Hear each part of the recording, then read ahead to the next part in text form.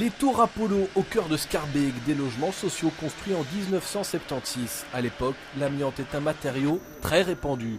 Alors aujourd'hui, les habitants s'inquiètent car des travaux ont lieu. Pourquoi le Berlaymont, il a été coffiné, on l'a bien coffiné avant de désamianter. Le viaduc Reyers, on l'a coffiné. Pourquoi ici on ne coffine pas? Ancienne habitante de la tour, Faouzia se demande aussi si avec ses voisins, ils n'ont pas pris de gros risques chez eux, faute d'informations. Je ne le savais pas, j'ai fait des travaux dans mon appartement quand j'habitais ici. J'avais poncé de l'amiante, les plaques d'amiante qui sont sur les châssis. J'avais décapé les châssis sans le savoir et j'ai poncé l'amiante sans le savoir.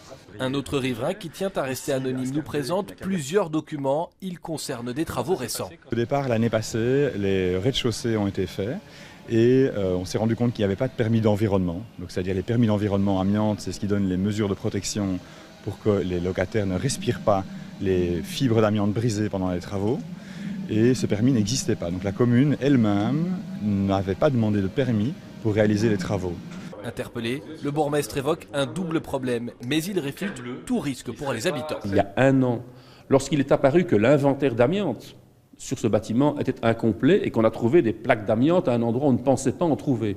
Donc les ouvriers qui travaillaient sans précaution sont tombés sur une zone où il y avait de l'amiante, le chantier a dû être interrompu et les procédures amiantes ont dû être mises en œuvre dans cette partie-là du bâtiment.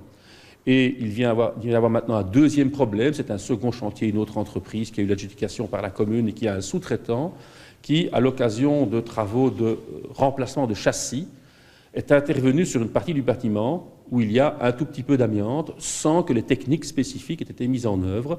Dès qu'on a appris ça, le chantier a été interrompu, un procès-verbal a été dressé par Bruxelles Environnement et nous réclamons de l'entreprise qu'elle prenne toutes les précautions utiles pour éviter qu'il y ait de l'amiante dans l'atmosphère.